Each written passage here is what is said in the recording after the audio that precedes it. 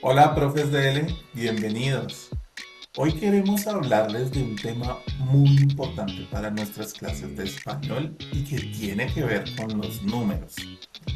Angela, ¿te has dado cuenta de que muchos profesores de L no explican el orden de las fechas y la forma de escribir los números grandes en español? Porque piensan que son temas simples. Pero ahí, de hecho, es donde muchos estudiantes cometen más errores. Hola Camilo. Sí, de hecho, mira que he notado que cuando los estudiantes hablan inglés como primera lengua, estos errores aumentan porque comparan todo con su idioma materno y al hablar en español siguen con el orden del inglés. Sí, Angela. Y por ello, hoy vamos a mostrar cómo enseñar fechas y números grandes en español, comparándolos directamente con el inglés para que la explicación sea mucho más clara. Bueno, Camilo, me parece muy buena idea porque creo que es muy importante enseñar estos temas ya que pues enseñar una lengua no es solo dar reglas, sino ayudar a los estudiantes a notar estas diferencias entre una lengua y la otra. Exactamente. Y, por ejemplo, aquí está uno de los errores más comunes.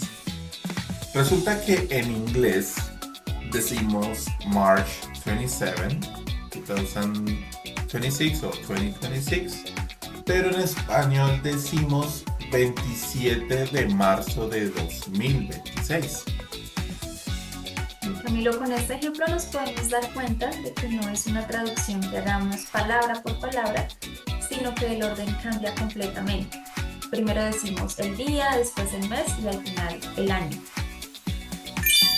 Exacto, y con esto en mente podemos pensar que en español solemos usar esta estructura. Día más de más mes más de más año.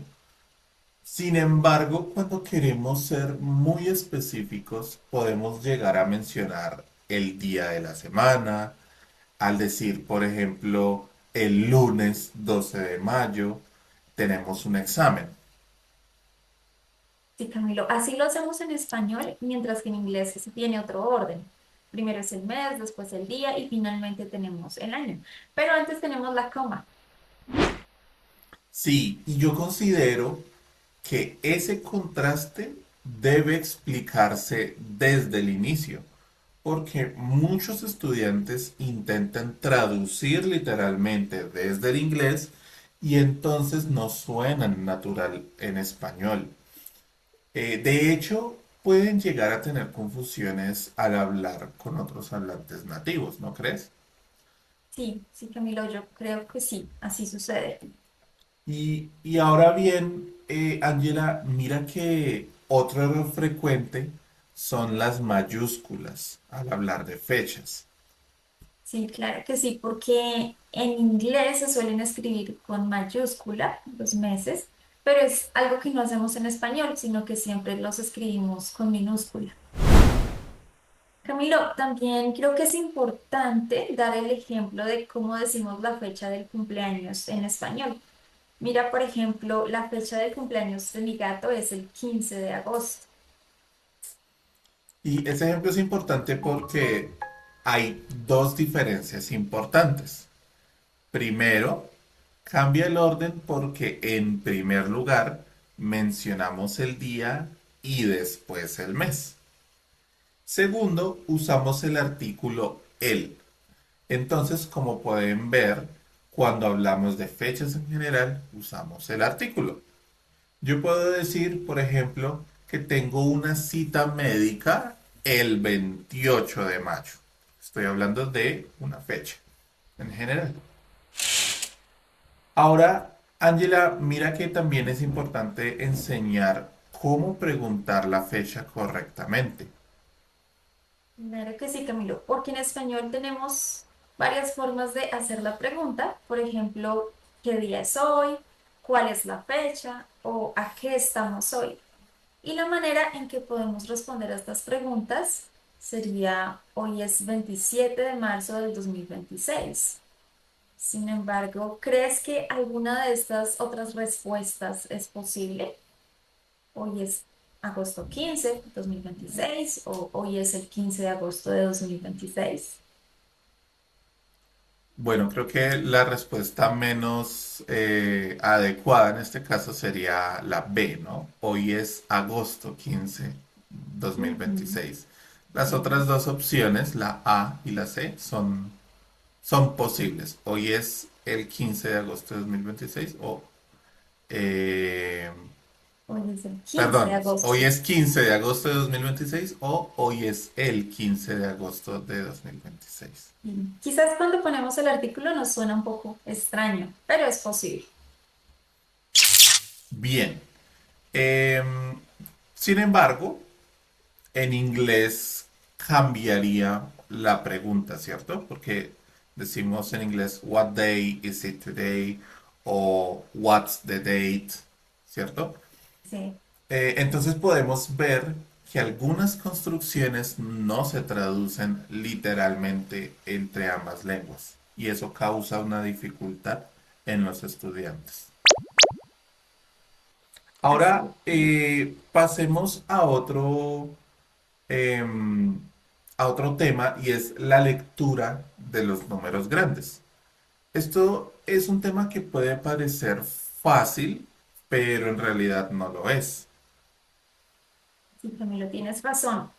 Puede ser difícil porque también cambia de un idioma al otro. En este caso hablamos de la puntuación que cambia completamente entre el inglés y el español. Por ejemplo, en español usamos el punto para separar 1000 con, como por ejemplo en el número 6.700.000, ustedes pueden ver un punto. Mientras que en inglés perdón, en español usamos la coma para los números decimales. Por ejemplo, 3,5 millones. Sí, pero en inglés ocurre exactamente al revés, ¿no? Usamos las comas en la escritura de las cifras grandes cuando vamos a separar por miles y los puntos para los decimales. Entonces veamos un ejemplo de este caso. Si queremos hablar sobre la extensión de la Amazonía, podemos decir lo siguiente. La Amazonía tiene aproximadamente 6.700.000 kilómetros cuadrados. En inglés sería The Amazon Rainforest has approximately 6.700.000 square kilometers.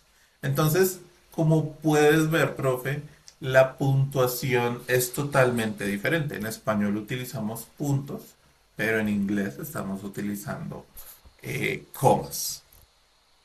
Así es.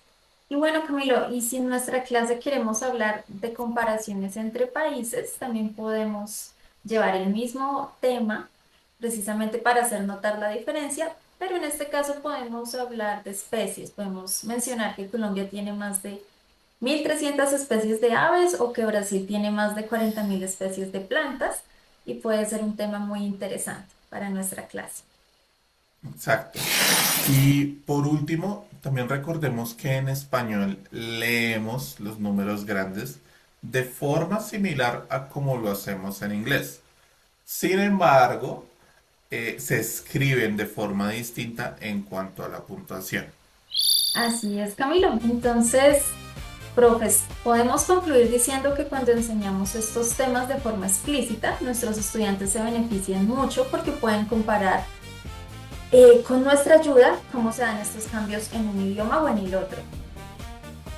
Y Angela, eso es importantísimo porque ahí es donde realmente comienza el aprendizaje en los estudiantes.